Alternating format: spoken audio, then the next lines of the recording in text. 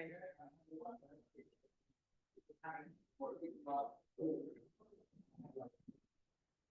evening, everybody.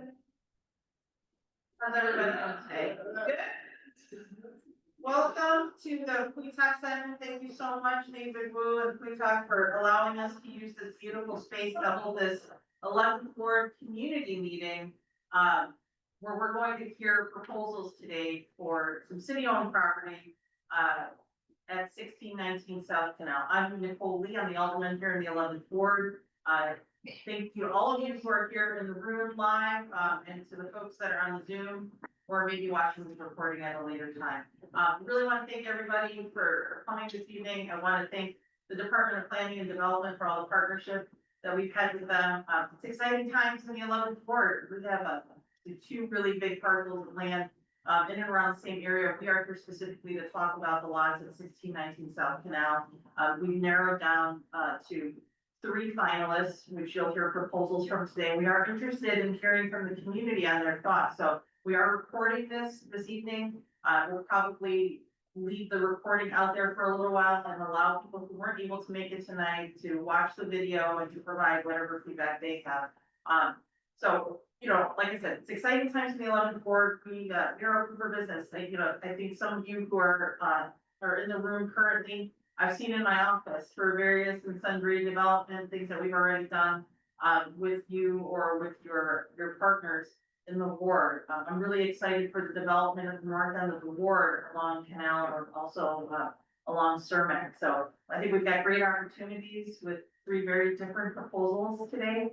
I'm going to hand it over to Max Lyons from DPD to do a quick introduction here, and then we'll go into the presentations. Thanks.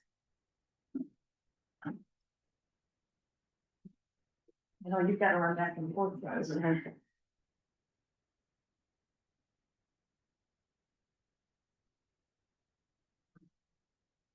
All right.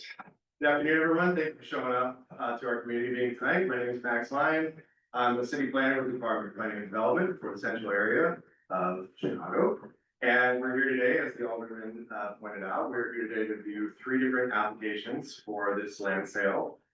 These 3 applicants are here to present to you several different proposals, different ideas, different use types, their visions for what to do with this piece of land. And we encourage you to voice any and all of your feedback to us here today, and afterwards today via email, reach out to us however you'd like, but we do value your input. So with that quick overview of this land sale, just to kick this off. So this is a plot of land at 16th and Canal. It consists of 8 pins, totaling about 45,000 square feet total. This was listed for around 400,000 for the market value, and is currently zoned as PMD 11. And we'd like to see use types that are compatible with that current zoning. So that includes retail, office, business support services, personal services, financial services. And then around the area currently, we do have a lot of service and utility at the moment, but we would like to see that develop around with this development as well. So with that, I'd like to kick it off to our first application team, and we'll just try to keep these as quick and brief as possible. We'll try to keep them about 10 minutes apiece, and we'll go through them one by one, and then we'll open it up for questions and comments. All right, so I will bring Canal Collection up to present as our first applicant. Okay.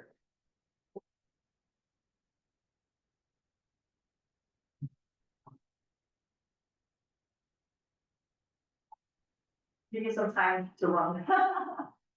Thank you. So good evening, everyone, and thank you so much for your time today joining us. My name is Sharon Wong, and I would like to share this vision with everyone for Canal Collection Project at 16 and Canal Street. And this is more than a development project. We're here to creating opportunities. We're here to highlighting our culture. We're here to bring the lasting value for our community. So the Canal Collections, I can put in that. Thank you. Canal Collections, as Max just pointed out, the site is about 44,000 square feet.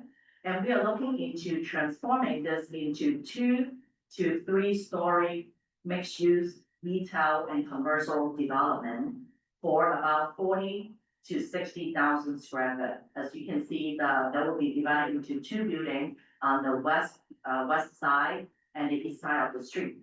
And our goal is to build this commercial hub to connect Chinatown, Houston, South Loop, and Motor Road all together. And this place, we would like to promote the local entrepreneur, small business owner, culture group, and our community member to thrive. And more importantly, the Canal Collections project is all about community wealth building. This is not a big project, and this is our goal to help small business owner creating their jobs, ensuring the economic benefit remain within our community and neighborhoods. Change another one. So the design and the site plan, as you can see, is simple and neat. We want to keep this project scalable. So the west building, you can see there's 7 stalls divided in, the total square footage is about 10,000 on the first floor. Each stall is about 1,500 on the west building, and mirror the same way for the east building, as also 7 units, around 1,500 each for 10,000 square foot on the ground floor. There will be essential parking in between 2 buildings. About 58 parking space will be shared for this project. And this project will also, the plan will also allow the pedestrian walkway on the street side and in front of each unit. And you can see this concept also has a second floor layout. As I said in the beginning, it could be 2 to 3 story. So second floor, also the same square footage. We have about 10,000 square foot divisible. That would be for larger restaurant use, fitness, wellness, medical center, childcare, or adult daycare. And you can see the parking layout with the front entrance. That will be also a loading area for the commercial unit as well. This is another plan that you can see the parking and each floor's layout.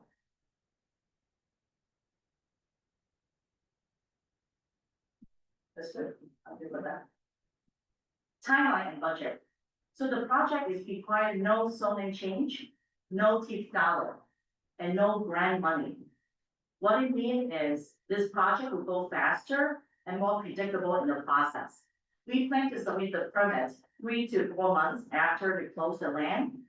And we also plan to pick up the constructions right after the permit approval. Construction time for this kind of shell that we have been done before, about 10 to 12 month construction time. And it means that Canal Collection project very possibly to open end of 2026 or beginning of 2027. And we're excited that we have already received over 50% of letter of intent. So we already provided to the city. We do have demand for small business owner. I signed 9 of them. One of them is the second floor doing the adult daycare for the east side of the building. So this is very excited for the community that we bring in the local small business owner. And also our team is ready to prepare to deliver as well. The development group consists of a group of seasoned developers. They have decades of experience in the neighborhood, including residential, commercial, hotel, adaptive use in the area across Chicago. We can see San Juan and Denmark as a co-developer for this project. And I have some small picture below is the project they have in the neighborhood, including hotel, Canal Plaza, some residential development consists of single house townhomes, condominium buildings, range from 24 to 100 plus units, as well as some townhome development. And our architect and GC also ready for the constructions. And in one of the packets that I provided earlier, that we also get an estimate quote for GC. So it means our number is ready, and the design also confirmed with the GC and our architect as well.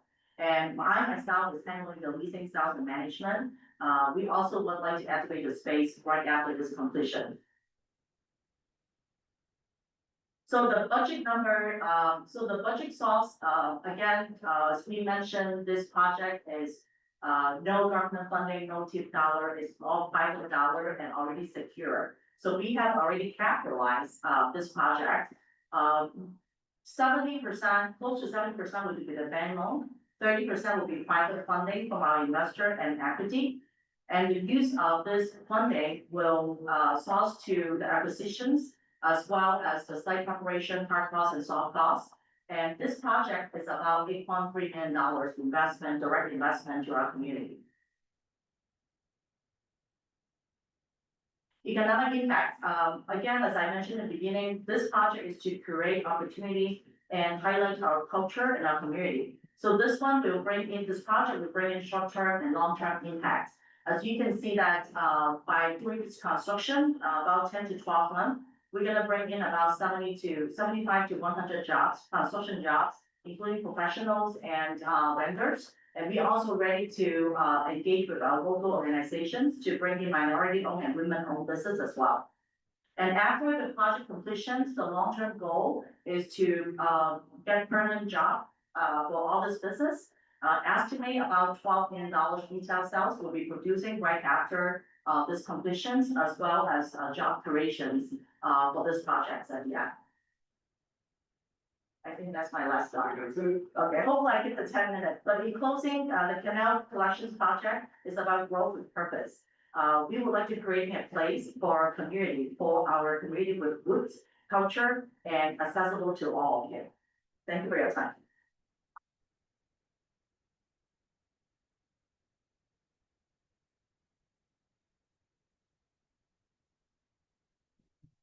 Okay, so I'll have Center for Development.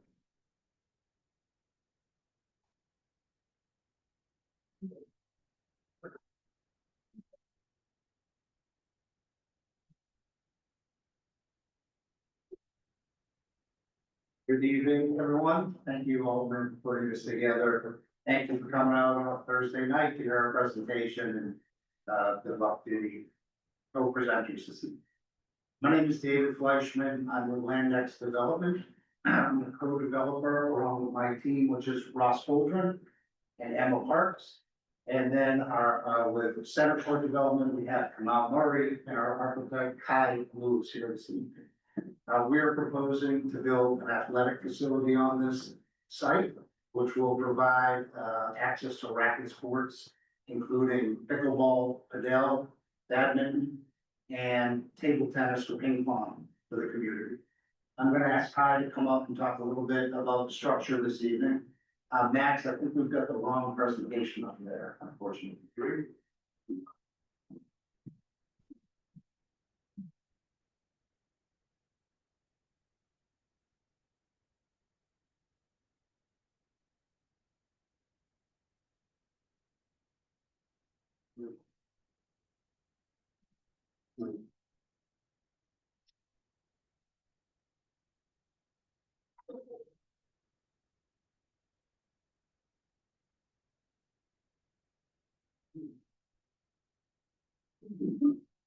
Pardon the delay, give me 1 second.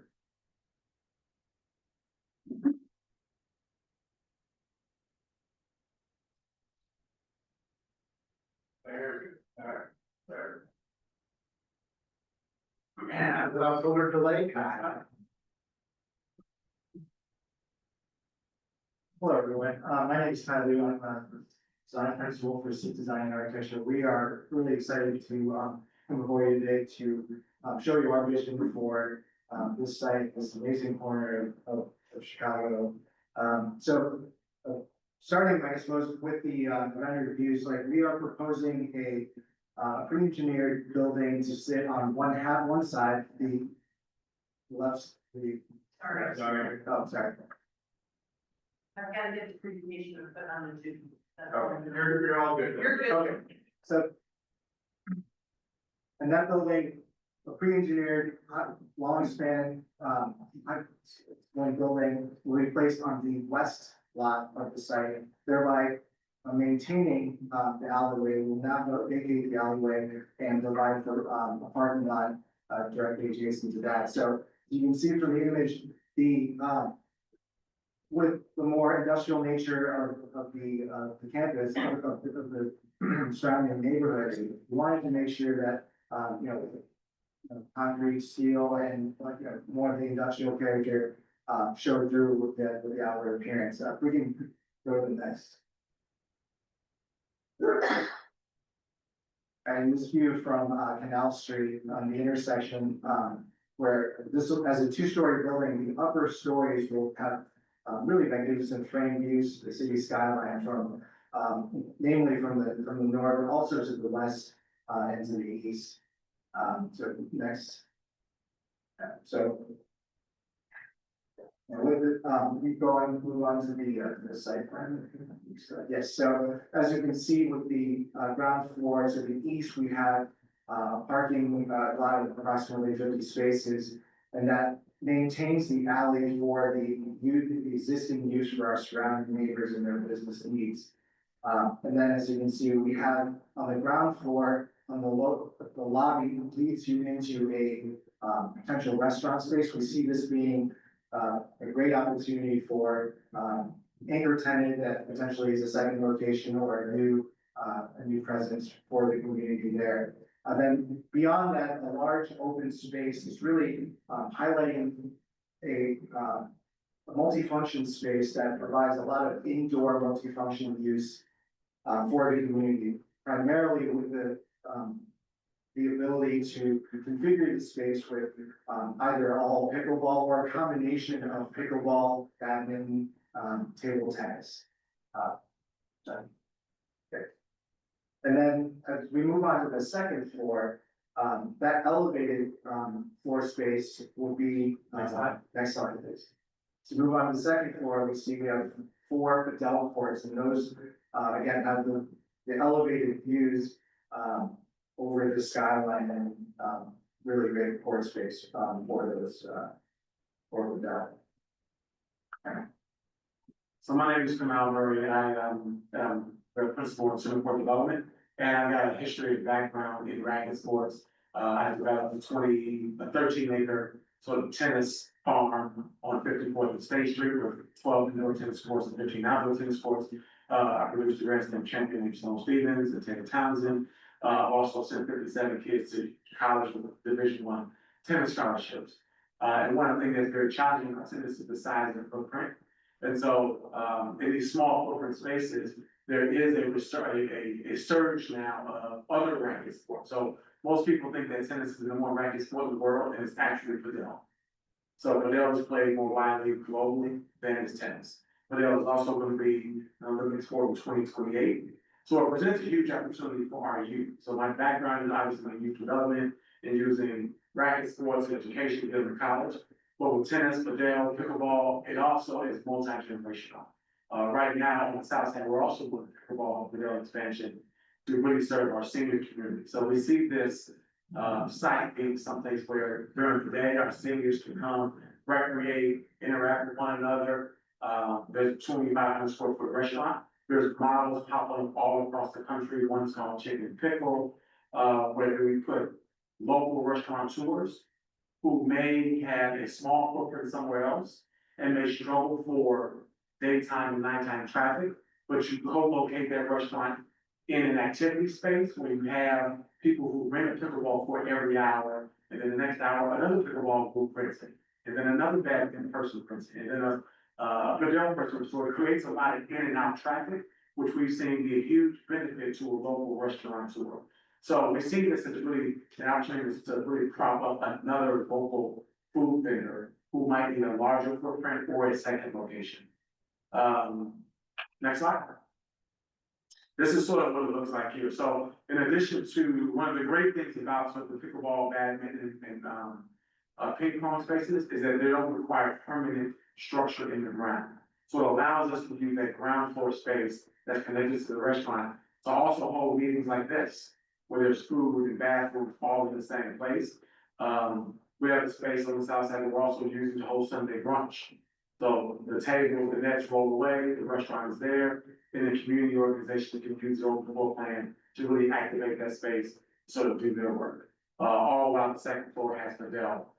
So when we look at the design of the second floor, That building elevates above the canal street as it rises up there, so it really creates not only presence below the street, but also at the street level above canal. With great views of downtown, east, west, and south as well. So we really believe that this space would be one that would be active all day from 10 a.m. all the way to 10 p.m. and would serve a lot of people. Currently, I serve about 2,386 people a year annually on 54th and State. And I don't have as dense of a population as we have here in this community and in the South Loop. We really see this as a major opportunity to recreate active space and also prop up a local vendor in this area from a food and beverage perspective. Hi, my name is Emma Park. We are very excited to announce that we're bringing the ping pong and badminton to the community. As Chinese, I grew up with badminton and ping pong when I was little. And then when my kids trying to play, it's really hard to find a facility that offer this in Chicagoland. Especially for badminton and ping pong, like we need to travel a lot or we need to wait on the line and it's hard to find a coach as well. So we want to bring this culture back to our community. And then support the community, so make people more accessible for ping pong and badminton. Also, my husband, he serves on the Castle Advisory Board, which is a Chinese American Service League. So we're thinking to do collaboration with Castle to bring this community to support the community more, like supporting the Castle's nonprofit and supporting the Castle senior to be more active in this community. And one of the great things about this is not a private venue. This is not a membership-based venue. This is a public facility where people can come and rent time, rent the facility, got locker rooms, bathrooms. There's huge benefits. Number one, with the exception of pickleball, all the sports offered in this facility are Olympic sports. All of them also have a pathway to college. All of them also are well played by the adult community. So, this is a opportunity for kids to learn the skill via lessons. There's an opportunity to also organize our adult community with organized match play, organized social play. I've been in that space for 16 years and have a proprietary booking software where people can book online, pay online, see what courses are available online. So it's really a well-oiled machine that we will be able to prop up in about 8 months. This is a traditional metal building. The way these buildings work is once you order the building shows up in 11 weeks, it gets erected in a month. So with no zoning change, no alley vacation, no city funds, no entitlement work to do, this is an 8-month project from the time we start construction to the time we are open, because the building's going pretty fast. It's set to create about 60 construction jobs, as well as about 20 permanent jobs, from the restaurant business to the reservation system, to maintenance, to instructors. There's a lot of opportunity for jobs here and a lot of opportunity to bring people together from all parts of the city. My city's on the south side in the fourth zip code of Chicago, and we have united the entire city, all in this, all in from records. So we see this being a more attractive location or perceived to be a safer location, and I think we'll be able to do the same thing here. Next slide. Acquisition. So, we bid $650,000 for this site. We see the value in the neighborhood, value in the community. So we bid 60 for the site. We saw a cost of $300 grand for architecture. Myself and Kai and Fisher working together. We designed 3 of these already in other locations. So this is like my team here. So those are soft costs are legal fees and architecture fees, and then construction costs. Now, these buildings are about $50 a square foot because it's steel, glass, high volume buildings, concrete floors. So, based on that, this is not a heavy lift. It's something that can be done in about 8 months. And again, we also are not requesting any public subsidy and no zoning change. And we'll take any questions. Yes. All right, well, we'll questions, Yeah, questions yeah. here. Let's go through our third applicant. Thank you guys so much for your presentation.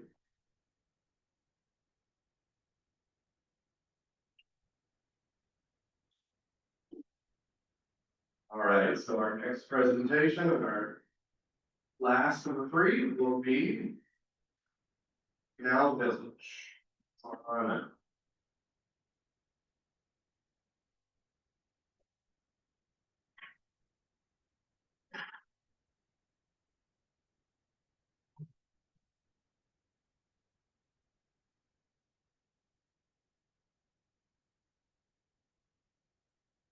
Good evening, everyone. We are Canal Village over here, and we are backed by a coalition of nonprofit leaders, trusted advisors, and local organizations. And we're trying to bring this multi-story, mixed-use building to life.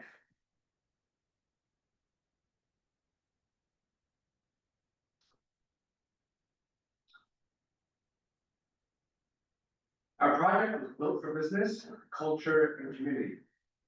It's going to be a space where community meets prosperity. Canal Village will be more than a development, it will be a platform for local entrepreneurs, cultural organizations, and community services to grow side by side. We will have a mix of vibrant retail, food hall, nonprofit space, affordable options designed for small businesses, collaboration across sectors under one roof. We hope to provide long-term benefit for Bridgeport and Southwood communities. The big picture of this building is that it will be a hub and will be designed for impact at every level. We are strategically located and intentionally designed. Canal Village will blend commerce on the first floor through retail, culture on the third through fifth floors through flex office space, and community under one roof. The project will have over 120,000 square feet of mixed offices through 6 floors.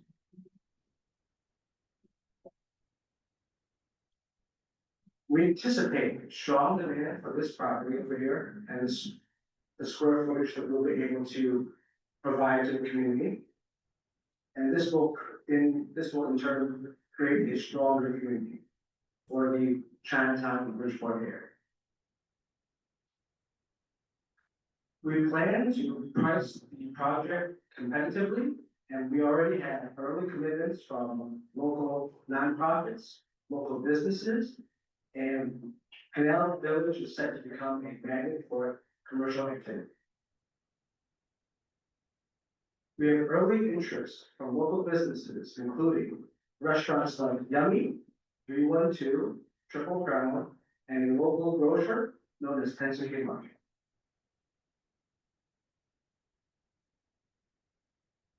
From vision to reality. We have a clear path forward through 2028. We will design, finance, and get approvals on track. Canal Village is poised to break ground in 2027 and welcome tenants by 2028.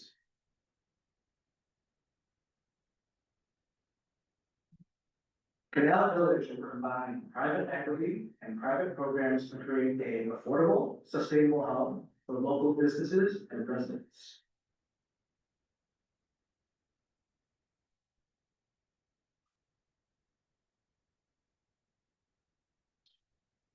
Canal Village, designed to create opportunity, celebrate culture, and give back to the community it serves.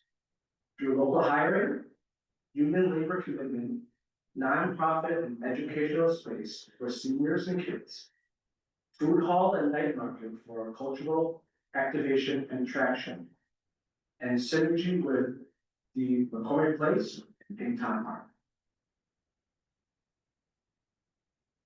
Next, we're by design. Good evening, I'm Nathan Landers, architect for the project. One of our goals, as you can see from the slides that you've seen presented, is to bring marine design into the project. So we have an active roof with photovoltaics for an outdoor space. Our top floor, which raises way above and gives a great view of the skyline, has access to a venue space on one side and a restaurant on the other. As you can also see from the slides that have been presented, our goal was to use the loft office buildings as context. So we stayed friendly neighbors in terms of our design. We also try to activate the plaza at the canal level, which is elevated because of the slope of the street, and the ground level. So we have retail on the ground level as well as a gallery. And our goal is to interface with active community members and active community tenants to really promote and interface with the community and build. We've also provided flexible space for the typical floors as you see tenants so that we're able to build to suit. And we try to create active plazas and screen the parking from view. So we use the Canal Street side and the 17th Street side. So we screen the parking from the neighborhoods so you can't really see it.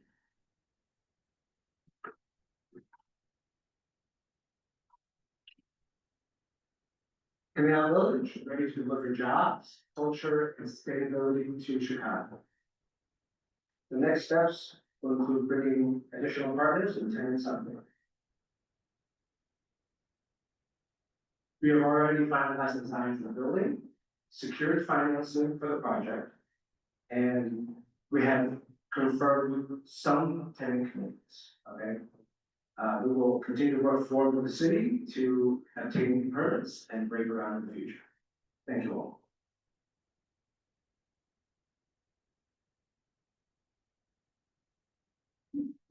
Thank you, guys. All right, at this time, we've heard all three applicants, so why don't we have at least one representative from each applicant team come back to the podium, and we'll open up the last 20 minutes to some questions and comments. I think the best way to do this would just be pass around. I'll run the microphone over to Louise and Marianne, and we can ask questions. So if we can get one from every applicant team, the podium, and then we'll just direct questions in each applicant whoever you want direct to. I think it'd be helpful for all that. Good questions. All right, our first question. The first question is for, the second project. I did not see a capital stack, like, just want to know where our financing is coming from. Yep. Everybody else kind of had at least some of it, thank you.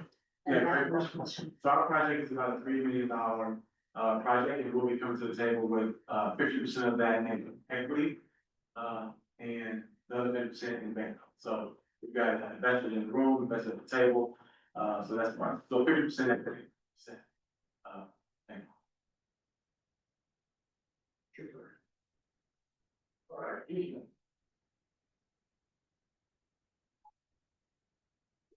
Any other questions?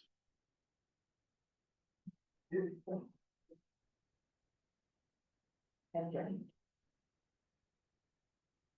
I ask a question? Sure, why not? Yeah, so that is a good project too, it's very nice. Just a couple questions on, cause I have children too, I think some percent with his tennis and, badminton and, ping pong. So there are some locations around us already offering these activities. 17 and Damon, they have, badminton about, 4 years. New one comes up on 35th and Weston, and then Weston also has a ping pong, as well. So what do you think about that? Did you do a feasibility study? Do you have, Yeah, so we currently have 2,300 members on 54th State, and we are oversold. We're actually building to indoor, so there are a lot of outdoor items.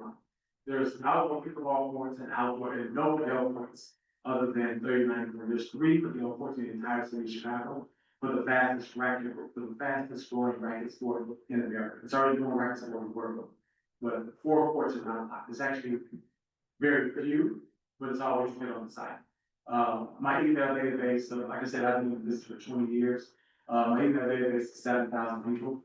And so we have an active community of people who we don't have room for south, and or live further north. So we're looking at really activating people who are already in our network and database and having them drive less far, or people who don't have transportation to come to 54th State, or don't feel safe coming to 54th State, who live in this community, they can come here as well. And in Chicago, just as that mind, we have a lot of outdoor opportunities, but in the winter time, we do not have enough indoor recreational opportunities, whether it's basketball, swimming, badminton.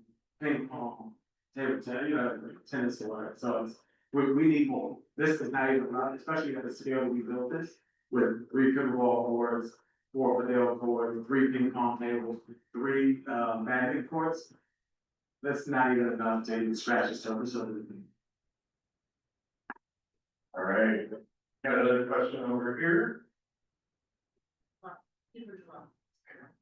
What's your projected income? Which were you talking? Oh, I'm sorry. Oh, on the second project, what's your projected income? Yeah, so currently, my project on the south side of the nonprofit, we bring in $2.9 million annually in court fees, and we give away another $2 million in free service to residents, as well as anybody who's a resident to see a public housing comes completely free. We've got a 20-year this community history with CHA. So this project comes generate $3 to $4 million in court revenue every year. And in the restaurant, obviously, we don't intend to run the restaurant. Our goal is, if we are awarded the project, we to find a local vendor who's already in operation in this neighborhood to provide a free rent for the restaurant in exchange for revenue share. Currently, my center on 54th State Street, for the last 9 years being open, we never had any food. We got an NOF grant to open up finally some food and coffee. So 50% of the $2.5 million project is city funded, 50% I funded. We provide the restaurateur no rent, no utilities. He shares 40% of the revenue with the foundation. So really, the goal is to come in, be successful, give him a lot of runway to be successful, do a great job, because the better job he does, the more the courts get full, and the more it becomes a really active, vibrant, and really space. When you say keep your courts full, you only indicated a certain number of sports. And you only indicated if there were 2-story building. Do you have any idea of additional sports that you could add into your building? Or maybe 4-story or 5-story? Your competitors are going up for 6 stories. Yeah, so with the alley, location of the alley, and the density of what we intend to do with the traffic coming in and out, and the parking requirements that we look at, that will accommodate that. I've been through the parking, not be able to see that when I go to the tennis center, so what we have on the site now is adequate to service the type of use we're having. The site isn't big enough to really accommodate other sports. With this other sites, we can definitely do that. Like I said, I do this 20 years, I've done it every day, and I've done it at a world-class level as well as a local level. And so I'm always open for growing opportunities for adults and youth to recreate and stay healthy and get fit and build community, and also build collegiate level athletes. Or Olympic athlete, also Coach Monica Quee, who's a first and only gold medalist in Northern Coast history. She won the 2016 Rio Olympics. So I have a passion for using sports to transform people into something bigger and take them to places that they want to go. So that's all that can really fit on this site. And then we can do it affordably and fast. Like I said, it's a $3 million project. It's not a heavy lift. This is not tenant dependent, because I am the tenant and I am the operator. And so to do it that way, this is what the site can hold based on the parking limitations and the existing alley. Thank you. Another question? Actually, question for both the first and the third projects. Both of you mentioned that you have commitments from tenants already, and you have mentioned a few restaurants that we know. But can both of you say a little bit about the nonprofit partners that either have already committed? You don't have to name names if it's not possible, but just what type of tenants? Thank you. Okay, so our first floor pretty much a lot of retail-based restaurant, shops and services. So the second floor, one of the building, each building, east and west side, remember, is 10,000 square foot each. So one of the 10,000 will be adult daycare service. Yes. We've worked with 3 nonprofits today, 2 of which provide services to the elderly in the community, so adult daycare, and one of which provides services to kids and young adults, So we already have approximately 15,000 square feet of commitments with those 3 partners. All right, more questions? Over here. Thanks, Max. Thank you all for your interest in, investing in this part of our board. I've got questions, I think, for everything. I'll start with the Canal, proposal.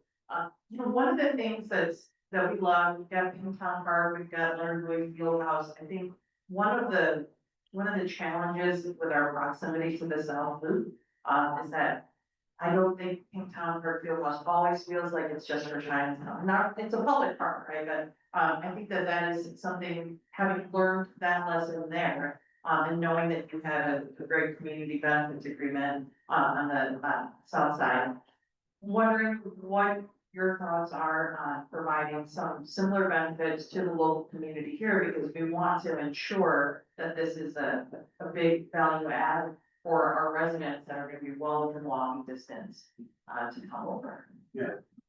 So, as you know, I'm well versed with CBAs, with CHA, the city and the local stakeholders. So, one of the, I think the opportunities, for the community is we are housing sports that are not played by, Black people, Hispanic people. We're not really into like badminton, ping pong, and kind of things. So we chose those sports because those are really indigenous to the Asian community, number one.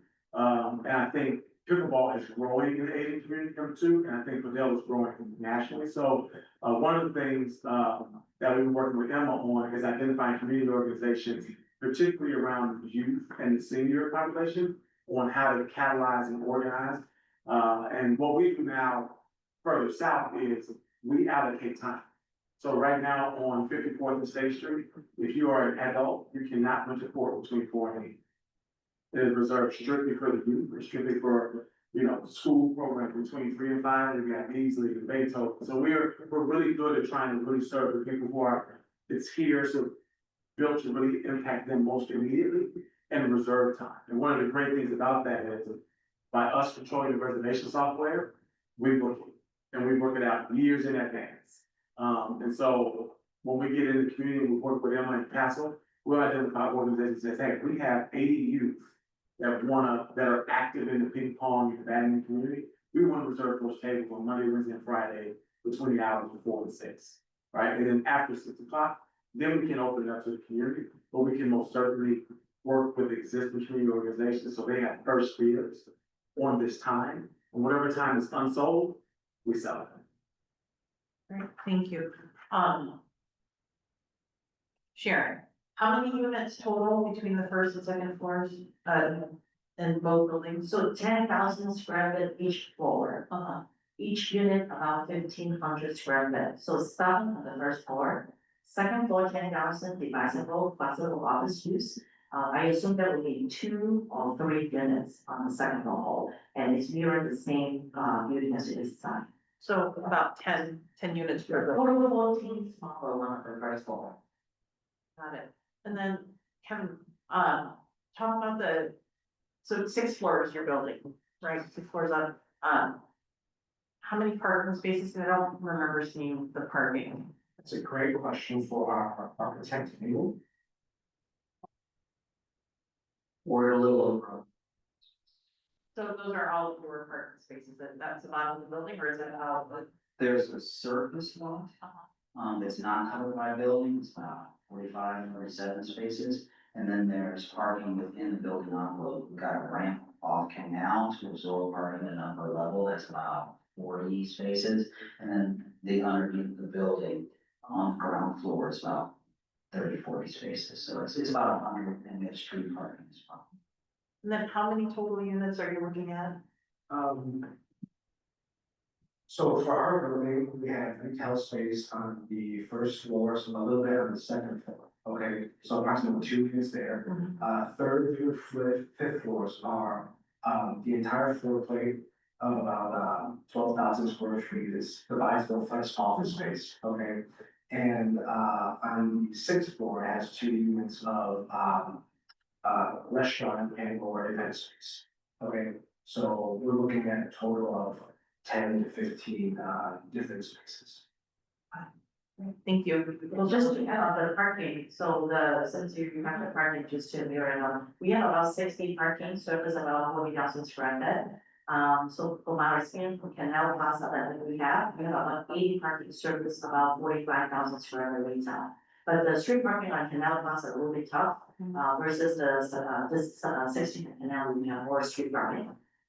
Got it. Thank you. All right, any more questions? More hands, anybody else want some comment time? We talk about next steps next. We can talk about this.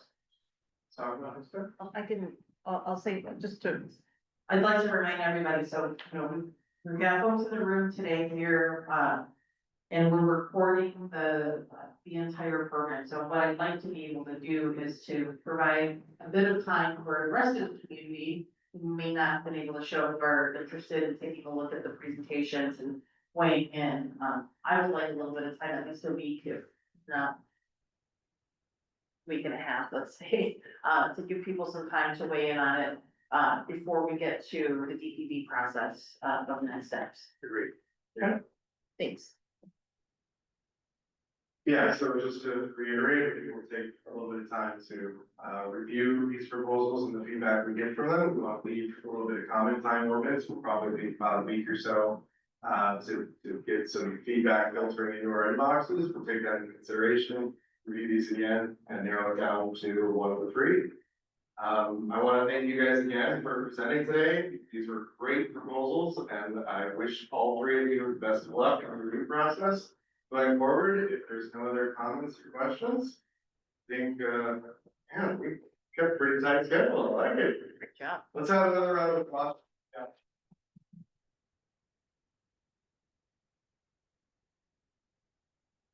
All right, I think that concludes our community meeting. Thank you so much for coming out tonight. I know it's a random, Wednesday. So thank you so much for coming tonight, and we hope to hear from you and our feedback. Thank you.